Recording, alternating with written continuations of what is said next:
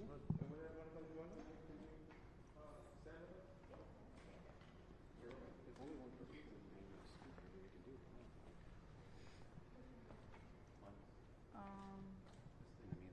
someone else wants to say anything, then you can step in or whatever, you know. Maybe just put a mic on him. Yeah, I guess I could put a log on him, and then I could step over with these if she was going to say anything. Okay. Do that with the fob, and we'll still have the sticks if we can do it. Yeah, that way I'm not like in everyone's grill.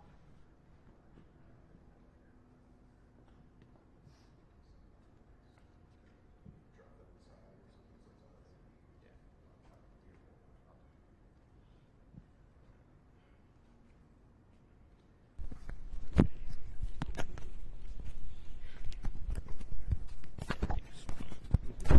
Got it. Say if you want to up and under. Over here. Oh, if you just want to go under the jacket. Oh, under. Yeah, here.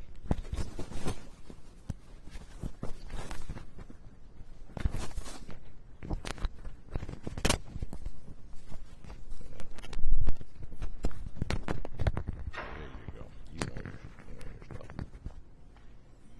Go ahead and button up. That.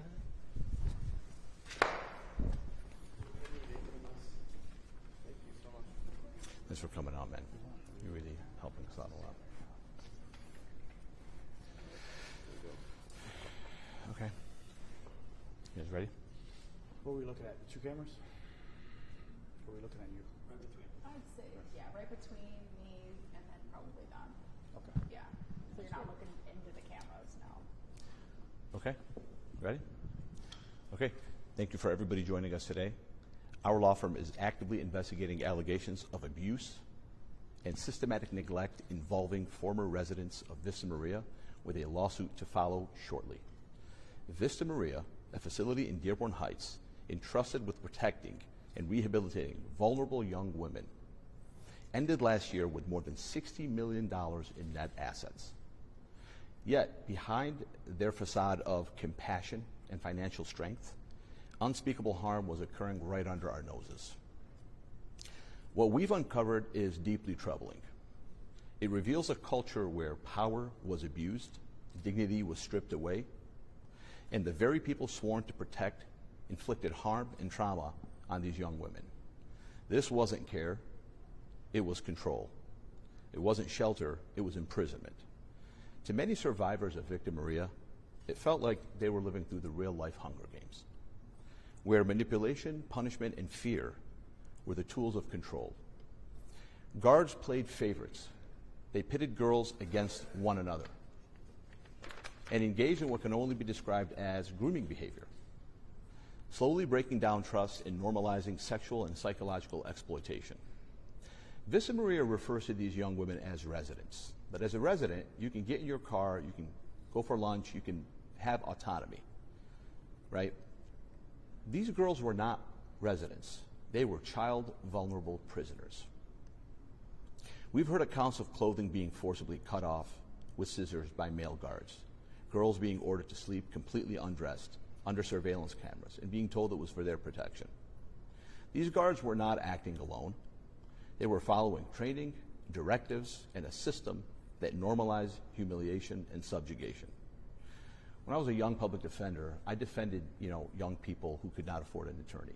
And some of my clients would have to be, taken to Vista Maria for rehabilitation. I assumed when I was a young lawyer that this was a humane organization that was there to help people, right? But I was completely wrong. I want to be clear. This is not a situation of a few bad actors, right? This was a systematic system that was set up by the powers that be at Vista Maria. And it was allowed to continue for way too long. It was pervasive, and it was an institutional failure. But here's the problem. When I was looking into this case, and I was hearing the accounts from these girls myself, I assumed that when I looked at the financials of Vista Maria, that this would be an organization that was financially distressed. But these are public documents. Anybody can go on Google and find them. This was not only a situation where Vista Maria was financially distressed. They were rich. They had a lot of money. They had they had over $60 million of net assets as of the end of last year. So I asked myself, why would an institution that's a nonprofit have such a surplus, have so many investments with a small facility, yet have such a low standard of care that people were traumatized for their entire lives? And that's what we're investigating right now, and I think that will be the focus of our lawsuit. There's no plausible way that the board of directors didn't know. The number of documented incidents, reports, and calls, including those to Dearborn Heights Police, make it impossible to claim ignorance. They were definitely warned. They chose silence. There were over 500 calls for service at the Dearborn Heights Police this year alone. Again, this is not an organization that was lacking for funds. Anyone who looks at this type of a system would assume there were bad people at the top, but they were also broke. That wasn't the case. Vista Maria had massive, dozens of millions of dollars of financial surplus, and this happened anyway. After nearly 20 years in this profession, I thought I've heard it all. One account by one of the girls, I had to stop the interview like 3 minutes in. And I had to ask the young lady, I need you to continue with one of the paralegals in my office who's a female. I can't hear it anymore. You know, this is uncomfortable. She showed mercy on me and stopped telling me what happened to her. This is exactly what we're hearing from these girls. Again, an institution that was severely cash flow positive would allow this to happen. These girls were vulnerable. They were prisoners. They were in the care of Vista Maria. And now they have to deal with this for the rest of their lives. That's it. Questions? What do you ultimately hope to gain by filing this today? Is it victim or justice for those who have been victimized by Vista Maria? Are we seeking to gain back some of those assets? What is the goal by filing this suit here today? Accountability and justice for the young ladies. We're not filing the lawsuit today. We want to make sure there's just so many victims. We haven't had a chance to speak to all of them, and they're speaking to people at my office. They've spoken to me. They've spoken to my co-counsel on the case. But we got to get a handle. If we knew that we had a handle on the number of victims we had, we would be filing the lawsuit within 30 days. The only reason we're not going to file the lawsuit is because we just haven't spoken to every single person. We've spoken to a lot, but I know that there's a ton more waiting in the wings. That's the only reason we haven't. We're not ready to file a suit. But that is what we hope to gain, which is accountability and justice for them. Twofold. When are you planning to file, and when do you expect to file, and what types of clients do you have? Are they employees? Are they former residents, current residents? We've spoken to a former employee. We are not going to be representing, as of now, former employees or current employees. We will only be representing victims, former residents, prisoners. There's one that is not a prisoner there anymore, but she's still a minor. But we will be representing people who, suffered abuse. Okay, and then again, when do you plan to file? Within 30 to 60 days after we feel that we have a handle on the number of victims there were. Not a week that goes by that we don't have a lot more that come in and do the interview process. But we want to be fair to them and make sure that we don't go too soon. We could have filed it 30 days ago, right, with what we've heard. We have enough to file a lawsuit for a bunch. We're only waiting to see when the deluge of new people stops. So within 30 to 60 days after that. If I may ask another question, Vista Maria recently announced it's closing its residential treatment Yeah, program. glad you brought that up. December. I'm glad you brought that up. Yeah, so I guess when you talk about accountability, this program will allegedly cease to exist next month. Yeah. You talk about accountability. I mean, are you asking for like a CEO turnover? Are you asking for new guidelines from the state on how to deal with children tasked to their care?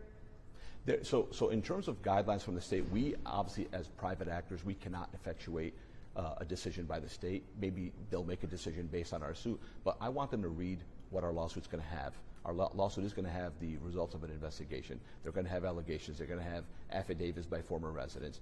Whatever they do in their wisdom, that's up to them. That's something that was very important to us, that they shuttered the program after it being a cash cow.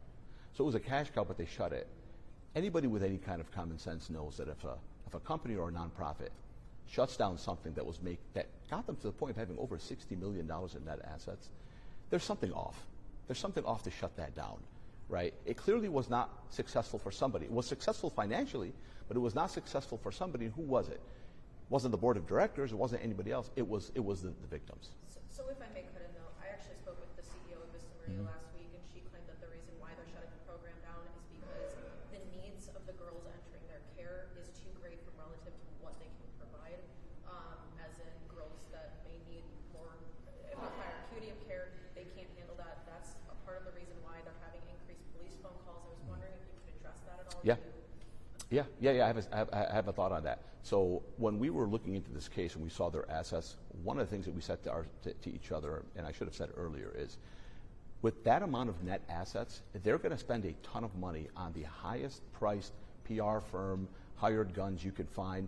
They'll find them the best ones in New York, the best ones in the country, and they will come up with the most amazing narrative, the most sympathetic narrative on why they're making the move. But that's not going to fool us. They will, none of us here have $66 million to hire a PR firm. Otherwise, they'd be doing this press conference, or they would have trained me to do this press conference, and they would have done something. I would be making you guys cry right now if I had $66 million to throw at a PR firm. But I don't have that. None of these girls have that, right? So they're going to have a PR firm, but we're not going to believe the PR drivel that comes out of their mouth. Facts are facts, right? There's just no way that an organization making that kind of money with over 500 calls for service from the police department, just all of a sudden they're shifting their focus to other forms of caring for girls. So that's my response to that. And just jumping off of that, I think Kathy Regan also said that some of the money is allocated for certain things, like there is certain money that goes towards the buildings, but there's also money that is specifically allocated for their new pool. What's your response to that? A new pool doesn't cost $66 million. So.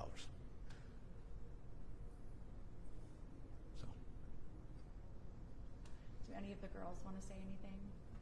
Chief, do you want to say anything? No, other than, we're happy that this has finally come to a point where we can actually say we don't have to answer no more police runs over there. It's really, this was brought to light sometime in May, thanks to you and members of the media.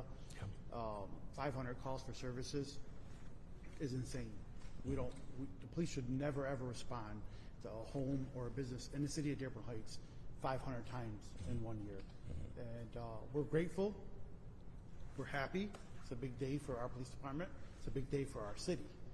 And we're happy for all the victims too. Hopefully we can learn from this, and whatever it is they do with that building, CEO change, whatever it is, it could be something where the police will not have to respond on a daily basis. It is sad. I mean, there's not a lot of facilities around like this. Yeah. Were you hoping they could have made the changes that they said they were going to make? We haven't really thought about it. We're just happy that we will not be up there on a daily basis. It takes a lot from our city. Our city is a small city. We're short-staffed, so we don't have a lot of police officers out here. We're building a police department, and officers spending 2-3 hours at Vista Maria, it takes away from the other residents who really need our assistance. And it's just a good day for us. Yeah. Officer, if I may ask a follow-up on that question. I know the reason, and it's not just relative to Vista Maria, but other residential youth treatment facilities like this, they blame state regulations concerning seclusion and restraint, saying that the state has hand-tied them from being able to handle things, which is why they need to involve the police. I guess similar question to what I asked a moment ago. Could I have just kind of your take on that kind of thought process out of Vista Maria? I mean, most of the police runs that we answered up there where the residents were fighting with the staff. A lot of police runs required petitions where we would have to wait for the staff to meet us at the hospital to fill out a petition. We had an incident where an officer picked up one of the ladies at the facility, took her to Garden City Hospital, and the staff took 2.5-3 hours to show up to fill out the petition. Well, the whole entire time, the officer's standing by with the young woman at the hospital waiting for the staff to show up. So you're talking about a 4-hour delay, and the officer's not able to respond to police runs that are needed in the city. Stolen cars, domestic violence, You know, it was too much for us. Can I add to that? I'm glad I didn't know that until he just said it. So this was real talk, and what they said was PR drivel, right? There's PR drivel. You know, the chief of police does not have $66 million for a PR firm. He's just giving you real talk because he's on the ground, right? But whatever that statement was, that was written by a very high-powered PR firm, right? We don't believe it's not real talk. So. Did any of the girls want to add anything to? Anybody? No? Anybody over here? Any of the parents? No? Is there anything you want to say, just in addition to some of the stories that you've heard? We did see some violations. Do any of their stories add up and correspond to some of the violations that you read? Yes. Yeah. I don't know what stories you're talking about. I know. Well, I guess a lot of the girls said that they weren't believed. They felt like they weren't believed. Yeah. Yeah. Of course. Yeah. All of them have said that to us. Yeah. Yeah. But here's the thing. So these girls, most of them don't know one another. Their stay there spanned over decades, right? But they've told us the same stories. They've even some girls have referenced the same exact guards, and they had no idea. They don't know one another, right? We know them, but they don't all know one another. And this is not all the victims that were there. A lot of them have jobs, they have families. There's a lot more than what's here, but they've all said the same stories.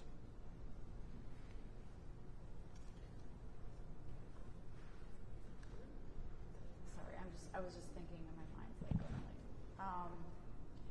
one thing that the CEO has also said was there are a lot of employees and staff there who've been there a long time and obviously do care, and they have given a safe space for a lot of the women there.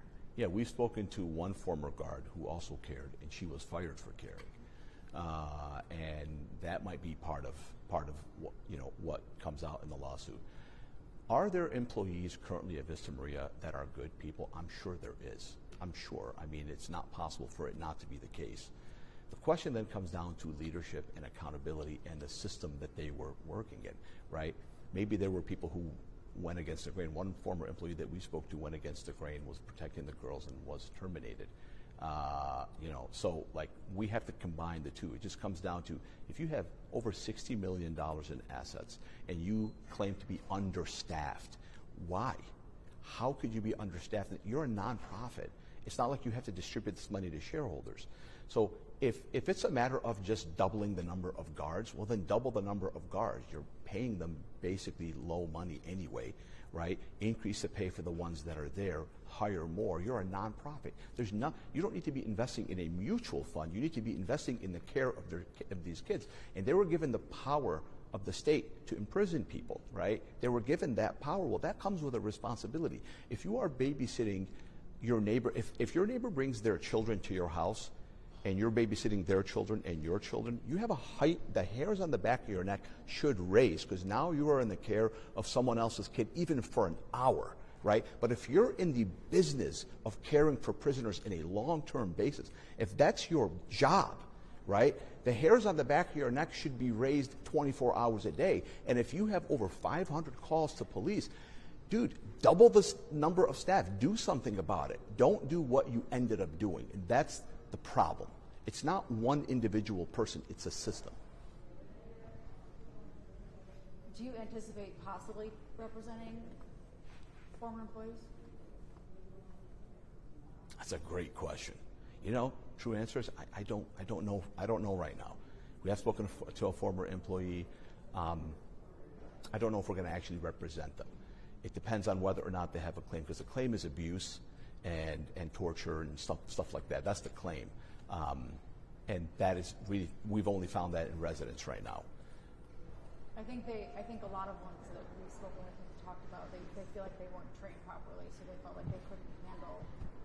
They might have a claim against Vista Maria, yeah. Whether or not we represent them, that's a tough one. I don't know. But so right now, girls, and how many do you have right now? Over a dozen. As of last count last week, 13 to 15 that have been interviewed, not that have reached out, that have been interviewed. So would it be more fair to characterize as you are going to file a lawsuit, but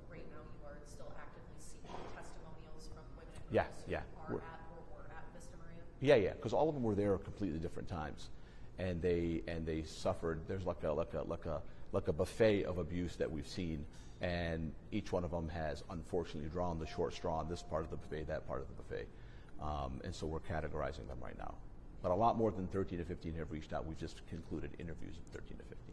And if I may, one more question. When you were speaking to these 13 to 15 individuals, you mentioned that they don't know each other. Did a lot of their stories align? I know you mentioned like guards, similar, but I guess similar actions. Yes. Yep. 100%. What's the most common allegation you're getting from the girls? Hunger Games style, being forced to fight with one another for the amusement of guards, being forced to fight, go unconscious, choke each other out, also being hit by guards, being accosted by guards, some of them sexually assaulted by guards. Some of the girls were invited to run away and live with the guard, stuff like that. It's horrific stuff. Like I said, I had to stop one of the interviews, and I asked, Tammy Johnson in my office to do it, to conclude it, because, I couldn't. It was just became uncomfortable talking to that one young victim, hearing her account. She was, 20, 21 or something like that. She couldn't hear it.